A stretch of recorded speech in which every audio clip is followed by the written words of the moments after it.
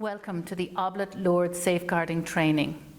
This is training for all of the volunteers and staff who are working with children and vulnerable adults on the Lourdes Pilgrimage. My name is Suzanne Phelan. I work for the Oblates as their designated liaison person and safeguarding advisor. My job as designated liaison person is to hear any complaints or concerns that any of you may have in relation to children or vulnerable adults. I'm also there to support you and listen to you about those concerns and to pass them on where necessary to the statutory authorities. The Oblates have made a long-term commitment to protecting children and vulnerable adults. This commitment has been supported by having correct policies and appointing safeguarding people throughout the organisation. In this video, we are talking about the work that we do with our guests who are travelling to Lourdes with us in September. Who are our guests? They are the assisted pilgrims who require a special level of care and comfort and accompany the other pilgrims. However, in this instance, they usually stay in the Écaille Notre Dame. These pilgrims may be children or vulnerable adults. You may be asking yourself, who or what is a vulnerable adult? A vulnerable adult is anyone aged 18 or over who cannot take care of themselves. Vulnerable adults may not be able to protect themselves against significant harm or unfair treatment. This may be because they have a mental health problem, they have a disability, it may be visual or a hearing problem, or they may be simply old and frail or ill. Because of this, these adults may receive a care service in their own home, in their community, or they may live in a residential centre, a nursing home, or other similar settings. Why do we need to protect vulnerable adults? We need to protect them because vulnerable adults have the right to have their civil and human rights upheld and to live a life free from abuse. Everyone should treat vulnerable adults with respect and dignity. They should be able to choose how to live their lives independently and how to receive support in doing this. Vulnerable adults should also get the opportunity to take part in their local community as active citizens. They should also be able to fulfill their personal hopes and ambitions and do as much as they can in all aspects of their daily lives. This includes getting support services and having somebody to speak for them and having their voices heard in decisions made about them. Vulnerable adults that are victims of abuse need to be confident that the law will protect them and they know that their rights will be upheld, and that is what we're trying to do in providing this training. When a vulnerable adult needs to be protected, it may be from abuse. Abuse is the violation of a person's human and civil rights by any other person, and it can take many forms. The different forms it can take, one of them is physical abuse, and this can include things like having been slapped or hit, possibly kicked, or even having been given medicine that may harm them. They may have been restrained or tied down in some ways, or they may have been disciplined in an inappropriate way.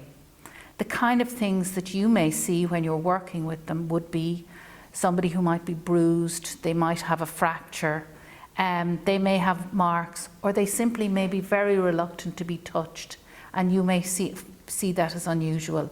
There are often quite reasonable explanations for some of these signs, but the signs are an indicator that we possibly should be concerned, and you may need to check it out with the person or with one of the team leaders or the designated person.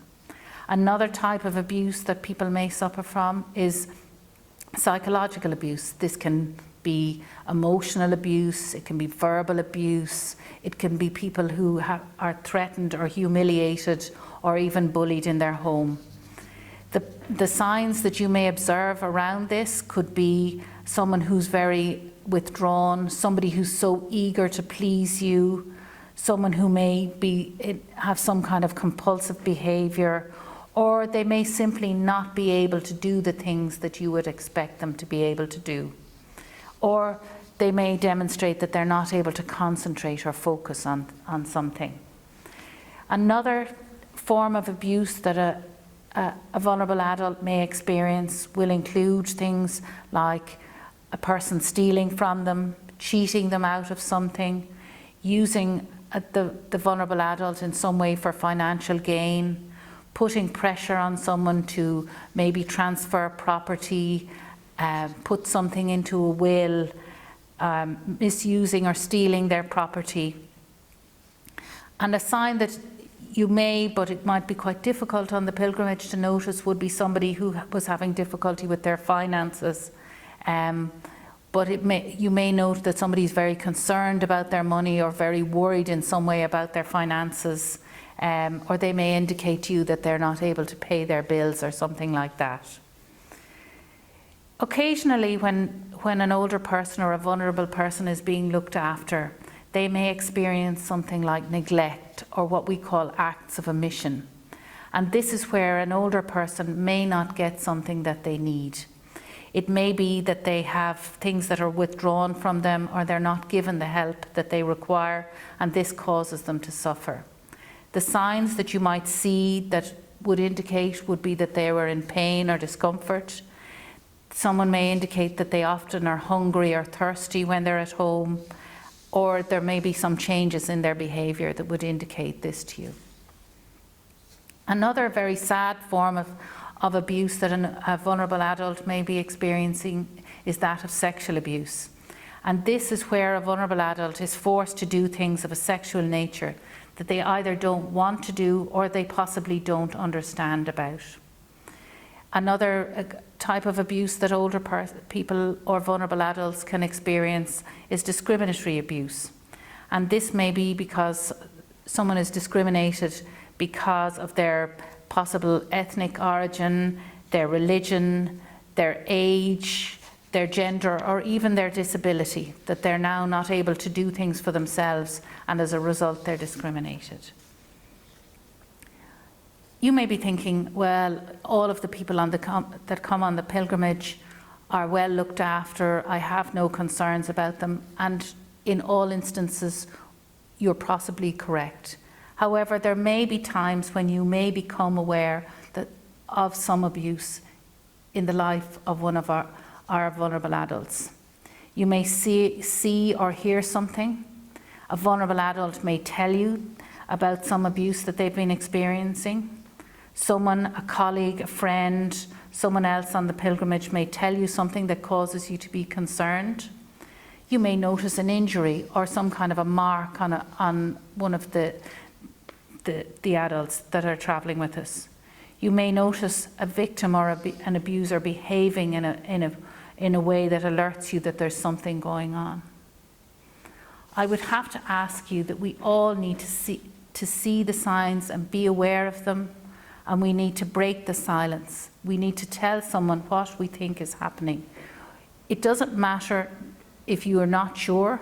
If you think something is wrong, let us know. If you are concerned about a vulnerable adult and you're wondering what you should do, if somebody has told you something or you have noticed something, and nothing is too small for us to hear about it, the first thing I would ask you to do is to let one of the designated liaison persons know. There are 3 of us, and I'll tell you who they are later on in the presentation. They will get more information and refer to any of the relevant agencies where needed. This will mean clarifying or getting more information about the allegation, or consulting with the vulnerable adult to hear what their wishes are, etc. Some of our guests and some of our OYS volunteers are children. The definition of a child in Ireland is in fact anyone under the age of 18 who is neither married or has never been married. The OIS members who are under 18 are not permitted to provide intimate care for the sick pilgrims. They are required to wear different coloured badges to ensure they are easily distinguishable from the other volunteers, and they do not find themselves in a situation where they are asked to provide intimate care for any of our guests. The categories of child abuse are not dissimilar to those involved in vulnerable adult abuse. There are 4 main categories. They're not mutually exclusive.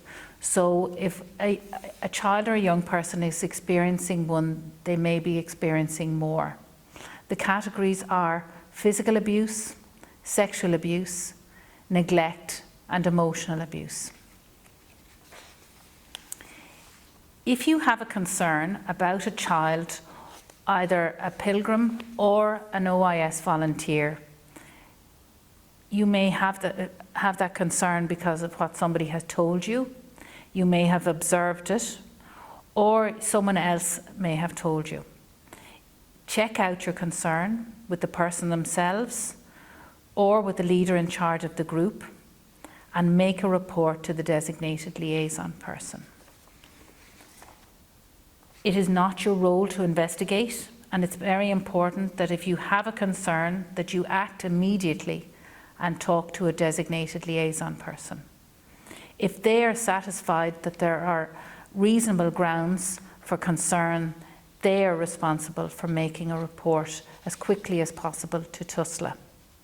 If you're not satisfied with their response, and if you think that you need to refer it on to TUSLA yourself, you are encouraged to do so under the legislation. We have a code of behaviour for working with children, and this is to support everybody in the area of working. We are asked to treat all children in a manner that respects their dignity and rights. We must provide a good example of conduct in the way we behave at all times. We need to respect each child's boundaries. We need to be visible to each other while we're working with children. Ideally, people should be working with children on a 2 adults to 1 child basis. All of our children who are guests would usually be accompanied by a parent, and we would want the parents to be with them when we're providing any care or intervention to the children. If that's not possible, we try to operate an open door policy. We need you to challenge and report any behaviour that you are concerned about. If you think it's inappropriate, possibly abusive, let us know. There is nothing that can be said that you are wrong in making a report, but we would encourage you to let us know any concerns that you may have. We want to help you to help us maintain a culture where children can talk freely about their contacts with staff and volunteers. Who do you report to if you suspect abuse? The 3 people are Miriam MacDonald, the Director of Nursing, Jerry Bennett, who's the Chief Brancardier, and myself, Suzanne Phelan, who's the designated liaison person for the Oblates. Frequently, we have questions asked when we're working with children. People wonder what happens if they report something that turns out not to be true. If you report something reasonably and in good faith, you are protected under the Protection of Persons Reporting Child Abuse 1988. And in any case, making a report to the designated person is not gossiping or telling tales, it's acting in the best interests of everybody. Do you have to ensure that you're never alone with a child? Within reason, we would want you to ensure that as much as possible that you aren't alone with a child, but we do expect that on occasion incidents will occur and that can't be helped. But we would ask you to keep a door open or to stand somewhere where you will be visible by others. Is it okay to hug a child or a young person? If the hug is initiated by the child or the young person, or is offered in a response to a need, then yes, it's done in an open and non-threatening way, then please be as warm as possible with the people we work with. There are a couple of other key things that we want to get across in relation to looking after our guests. One of them is confidentiality. Confidentiality is about maintaining and managing sensitive information that arises in a trusting relationship, and doing it in a manner that is respectful, professional and purposeful. Volunteering is based upon trusting relationships, and it is not uncommon for children or vulnerable adults to want to share personal information with volunteers.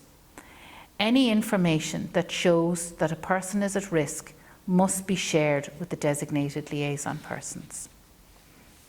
The other thing that we think is very important is in the area of photographs and social media. Nowadays, everyone with a phone virtually has a camera, and photographs of guests should only be placed on social media with their consent and with the consent of their parents if they're under 18. Just because you have a photograph doesn't entitle you to post it on Facebook, Twitter, Snapchat or any other platforms. Confidentiality of our guests is paramount on the Oblate Pilgrimage, and under no circumstances must photographs be taken on the ward. You must tell us if you think something is not right. We will always want to hear about it. My telephone number is 085 114 6391, or my email is as below. All reports and concerns of any kind that you have, we would encourage you to bring it to any of the designated liaison persons. As I said before, they're always available while on the pilgrimage, and we will be available after you return. Otherwise, you can also report concerns to TUSLA, the Gardaí or the HSE as appropriate. For the remainder of my presentation, I would like to invite you to watch the HSE video. This was made a number of years ago, but demonstrates where vulnerable adults can be at risk in our community and in care homes, and would identify to you the kind of situations that may arise in your work. The name of the film is Open Your Eyes to Elder Abuse in the Community. I would like to thank you very much for taking the time to watch the video and for coming with us to Lourdes. The pilgrimage couldn't take place without all of your participation, and we very much appreciate it. Thank you.